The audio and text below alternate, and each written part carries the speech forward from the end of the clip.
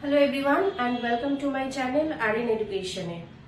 এর আগে আমরা যে কিছু প্ল্যান নিয়ে পড়েছিলাম, অর্থাৎ এডুকেশনাল প্ল্যান, যেগুলো আমরা জানি যে কি কি প্ল্যান বা শিক্ষা পদ্ধতি কি কি আছে সেইটা নিয়ে আমরা কিছু আলোচনা করেছিলাম, যেরকম হচ্ছে একটা ডাল্টন প্ল্যান। আজকে আমরা যে টপিকটা নিয়ে আলোচনা করব সেটা হচ্ছে মেনলি প্রজেক্ট পদ্ধতি। অর্থাৎ হচ্ছে আমরা জানি যে যে কোনো শিক্ষা ক্ষেত্রে বা যে কোনো শিক্ষা ব্যবস্থাকে সঠিকভাবে পরিচালনা করার জন্য বিভিন্ন প্ল্যান আমরা ইম্পর্টেন্ট দিই বা বিভিন্ন প্ল্যানের মাধ্যমে আমরা সেই কাজকে এগিয়ে নিয়ে যেতে চাই। তো এরকমই তোমাদের যে যারা সিলেবাসে আছে, যেটা বিভিন্ন বিএড সিলেবাসে আছে, এছাড়া মাস্টার্স বা পিজিতে আছে বা ইউজি তে যারা তোমরা গ্র্যাজুয়েশন করছো, তোমাদেরও সেমিস্টারের মধ্যে দেখবে শিক্ষা পরিকল্পনার বিভিন্ন দিকের মধ্যে একটা কিন্তু ডাল্টন প্ল্যান আছে এবং তার সাথে সাথে আছে প্রজেক্ট প্ল্যান বা প্রজেক্ট পদ্ধতি। আমরা আজকে সেই প্রজেক্ট পদ্ধতি নিয়ে আলোচনা করব, যেখানে আমরা দেখবো যে প্রজেক্ট পদ্ধতি বলতে কি বোঝাচ্ছে এবং প্রজেক্ট পদ্ধতির কি কি দিক আছে এবং তার বৈশিষ্ট্যগুলো কি কি। চলো তাহলে আমরা শুরু করি আমাদের আজকের এই নতুন টপিক। আগে আমরা জেনে নিই যে প্রজেক্ট মেথড কি বা প্রজেক্ট বলতে আমরা কি বুঝি। প্রজেক্ট আমরা বুঝি একটি কোনো সমস্যামূলক পরিস্থিতিতে বা কোনো যে কোনো একটি পরিস্থিতিতে যখন আমাদের কাছে কোনো সমস্যা আসছে, অর্থাৎ কোনো প্রবলেম ফেস করছি, সেই সমস্যাটাকে আমরা কিভাবে কর্ম সম্পাদনের মাধ্যমে, অর্থাৎ কোনো স্পেশাল কোনো অ্যাক্টিভিটির মাধ্যমে সেই কাজটাকে আমরা উতরাতে পারি কিংবা সেই কাজটাকে আমরা সঠিকভাবে সমাধান করতে পারি। অর্থাৎ সেই পার্টিকুলার সেই সমস্যা থেকে আমরা কিভাবে সমাধান করতে পারবো বিভিন্ন সেলফ অ্যাক্টিভিটির মাধ্যমে, সেই বিষয়ের মাধ্যমে বা বিষয়কে একটি পরিকল্পনার মাধ্যমে কাজ করাই হচ্ছে প্রজেক্ট। অর্থাৎ একটি পদ্ধতির মাধ্যমে আমাকে সেই উদ্দেশ্যটাকে নিবারণ করতে পারছি বা সেই উদ্দেশ্যটাকে আমরা কমপ্লিশন করতে পারছি, অর্থাৎ কমপ্লিট করতে পারছি। তো যখন আমরা একটা শিক্ষাক্ষেত্রে প্রয়োগ করছি, অর্থাৎ প্রজেক্ট বলতে এখানে কোনো একটি সমস্যা, মূলত দুটি বিষয় এখানে কাজ করে। একটা হচ্ছে সমস্যা বা প্রবলেম এবং সেকেন্ড হচ্ছে অ্যাক্টিভিটি, কর্মসক্রিয়তা বা অ্যাক্টিভিটি।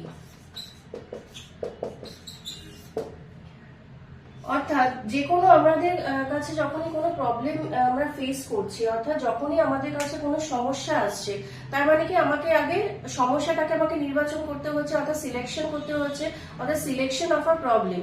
যেগুলো এটা যদি শিক্ষাক্ষেত্রে আমরা ধরি, ধরো এখানে কোনো শিশুদের ক্ষেত্রে তাদেরকে যখন কোনো একটা কাজ করতে দেওয়া হচ্ছে, তারা কিন্তু কোনো একটা ফার্স্টে কোনো প্রবলেমকে ফেস করছে, অর্থাৎ সেই কাজটা করতে গিয়ে তারা কোনো সমস্যার মধ্যে পড়ছে এবং সেই সমস্যাটাকে কিভাবে তার সমাধান করবে, কিভাবে তার প্রবলেম সলভিং করবে, থ্রু দ্য সেলফ অ্যাক্টিভিটি।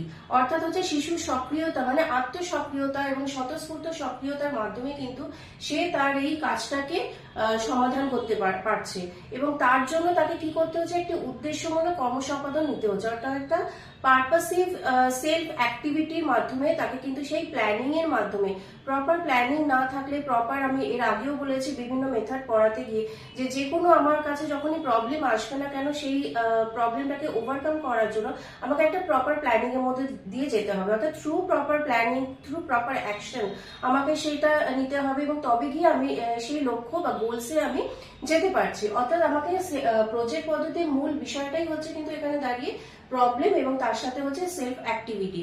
তাহলে আমরা বুঝতে পারলাম যে প্রজেক্ট পদ্ধতি বা প্রজেক্ট বলতে আমরা কি বুঝি।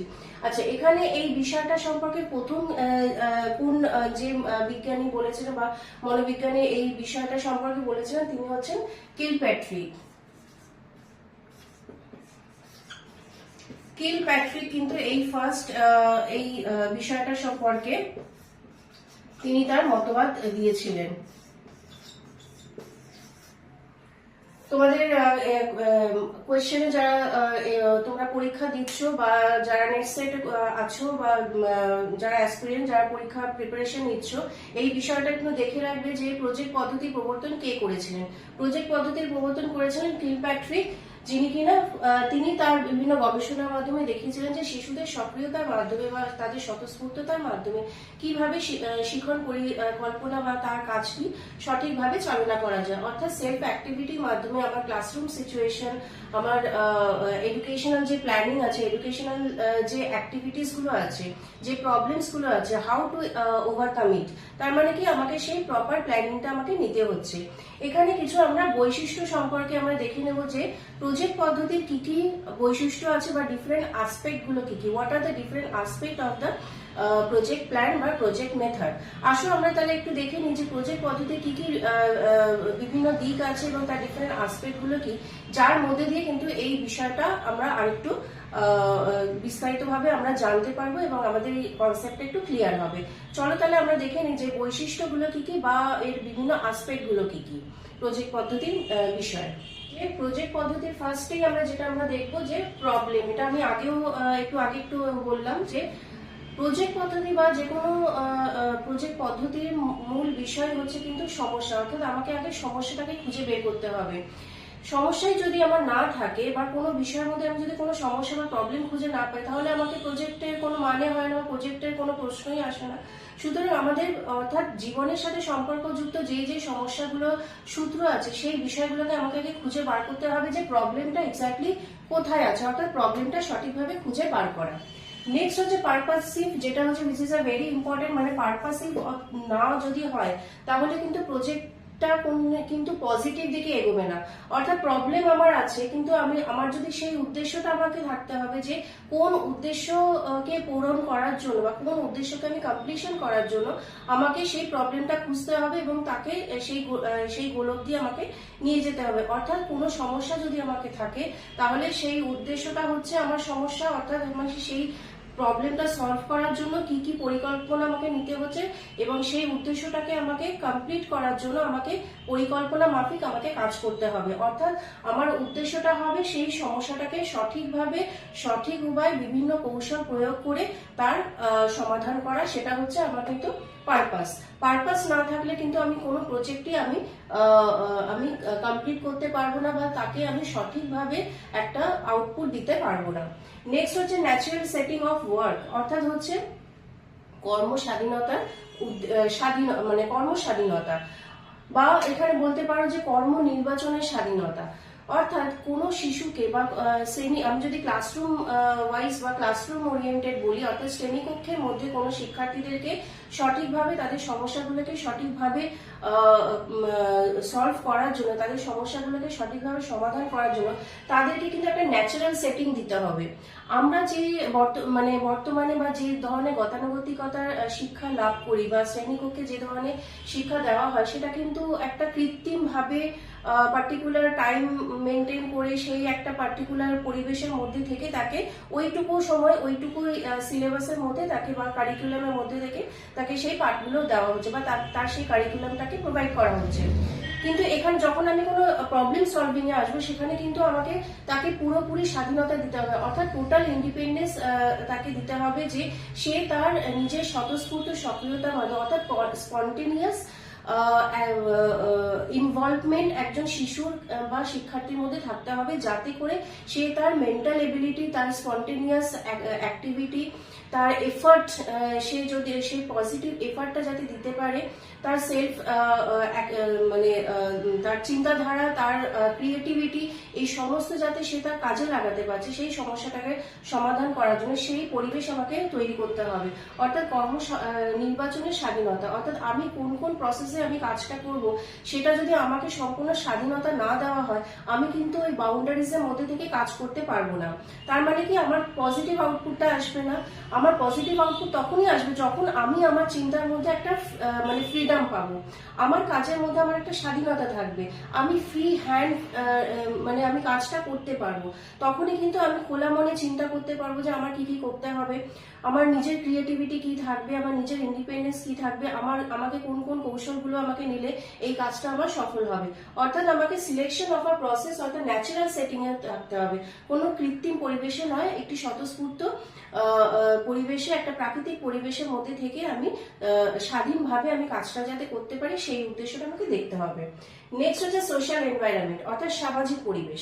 সামাজিক পরিবেশে এখানে কিন্তু অনেকটা মানে খুব গুরুত্বপূর্ণ একটি বিষয়, কারণ প্রজেক্ট পদ্ধতিতে কখনোই কোনো কাজ কিন্তু একা করা যায় না। যে কোনো প্রজেক্ট বা যে কোনো একটা সমস্যামূলক পরিস্থিতিতে আমরা যখন যাই, সেই কাজটা করতে গেলে কিন্তু আমাকে আরো অন্যান্য মানুষের কিন্তু সাহায্য নিতে হবে। অর্থাৎ পারস্পরিক এই যে কোলাবোরেশন, কোঅপারেশন অর্থাৎ সহধর্মিতা, সমবেদনা, সহানুভূতি, প্রত্যেকটা মানুষের সাথে প্রত্যেকের এই যে ইন্টারঅ্যাকশন করা, কমিউনিকেশন করা, অর্থাৎ একজনের সাথে আরেকজনের কমিউনিকেশন রিলেট করে সেই কাজটাকে প্রপার ওয়েতে আমার আউটপুট বার করা, তার জন্য কিন্তু আমাকে প্রত্যেকের সাথে প্রত্যেকে কিন্তু মিলেমিশে কাজ করতে হবে।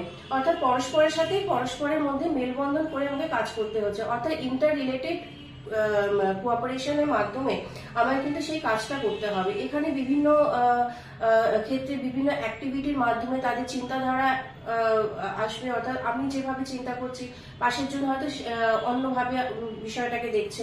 সেই যে বিভিন্ন মানুষের যে মনোভাব, তাদের চিন্তাধারা, তাদের ক্রিয়েটিভিটি, এই সমস্ত দিকে কিন্তু আমাদের সাহায্য দরকার। সুতরাং সোশ্যাল এনভায়রনমেন্ট বা সামাজিক পরিবেশে আমাকে তখনই আমি কাজ করতে পারবো যখন কিনা আমি পরস্পরের মধ্যে আমাদের ভাবের আদান প্রদান, কমিউনিকেশনের আদান প্রদান, অর্থাৎ হচ্ছে আমাদের নিজেদের কথোপকথন, সমবেদনা, সহানুভূতি, সাহায্য, এই বিষয়গুলোকে নিয়ে আমরা যখন একসাথে মিলেমিশে কাজ করতে পারবো, তখনই কিন্তু প্রজেক্ট পদ্ধতি বা যে কোনো সমস্যার কিন্তু সঠিক সমাধানটা হবে।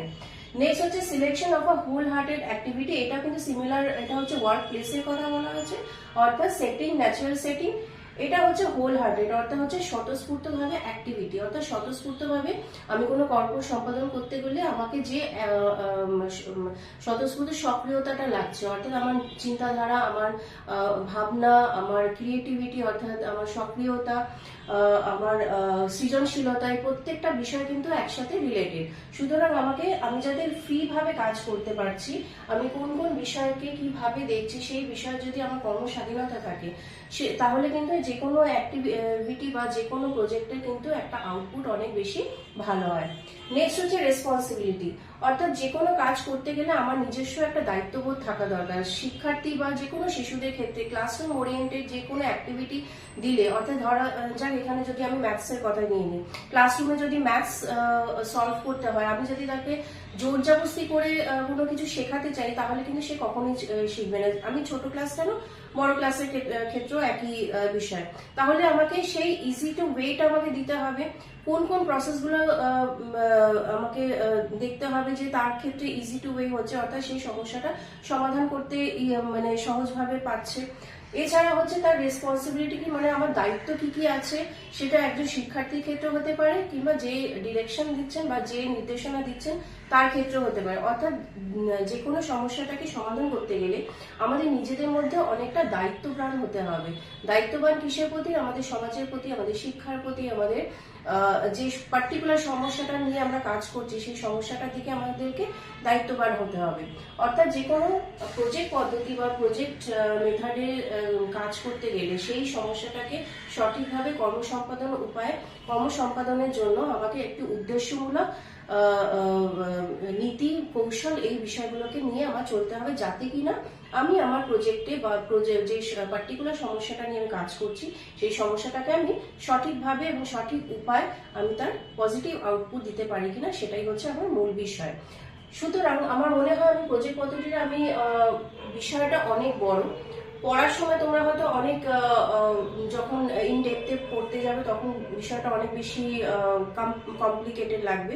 তো আমি তার জন্য এখানে পয়েন্ট ওয়াইজ করে দিয়েছি, যাতে তোমরা পয়েন্ট ওয়াইজ করে পড়লে যাতে তোমরা বিষয়টা সম্পর্কে একটা ক্লারিফিকেশন পাও এবং কনসেপ্টটা অ্যাটলিস্ট একটা কম্প্যাক্ট ওয়েতে তোমরা যাতে বুঝতে পারো, সেই জন্যই আমার এই চেষ্টা। তো আশা করি তোমাদের টপিকটা বুঝতে সুবিধা হয়েছে। আর টপিক রিলেটেড যদি কোনো কোয়ারিজ থাকে, যদি কোনো ফিডব্যাক থাকে, অবশ্যই আমাকে জানাবে আমার কমেন্ট বক্সে। আর এই রিলেটেড আরো যদি তোমাদের কোনো কোয়ারিজ থাকে, অবশ্যই সেটাও আমাকে কমেন্ট বক্সে জানাবে। আশা করছি তোমাদের ভিডিওটা অনেকটা হেল্পফুল হবে তোমাদের নেক্সট আপকামিং যে পরীক্ষাগুলো আছে, বা যারা তোমরা সেমিস্টারের ওয়াইজ যে নেক্সট সেমিস্টারের জন্য যারা প্রিপেয়ার হচ্ছে তাদের জন্য। এছাড়া নেট সাইটে তো এই টপিকগুলো রয়েছে, এবং বিএড এমএড এ যারা প্রিপারেশন নিচ্ছ তাদের কিন্তু এই টপিকটা কিন্তু অনেকটাই হেল্পফুল হবে। এবং যদি কোনো কোয়ারিজ থাকে অবশ্যই আমাকে কমেন্ট বক্সে জানাবে। আর আমি রিলেটেড আরো কিছু ভিডিওস নিয়ে আসবো, কারণ এরপরেও আরো কিছু কিছু প্রজেক্ট প্ল্যানের উপরে ছোট ছোট কয়েকটা বিষয় আছে, সেগুলো আমি নিয়ে আসবো খুব তাড়াতাড়ি। সঙ্গে থেকেও আমার নেক্সট ভিডিওতে আমি আশা করছি খুব তাড়াতাড়ি আমি নিয়ে আসবো। যদি কোনো কোয়ারিজ থাকে অবশ্যই আমাকে কমেন্ট বক্সে জানাবে। আর ভিডিও যদি ভালো লেগে থাকে ভিডিওকে অবশ্যই লাইক, শেয়ার এন্ড সাবস্ক্রাইব করে দিও। দেখা হবে তোমাদের সাথে নেক্সট ভিডিওতে। সো তার জন্য অপেক্ষা করতে হবে নেক্সট ভিডিওর জন্য। So thank you, thanks for watching.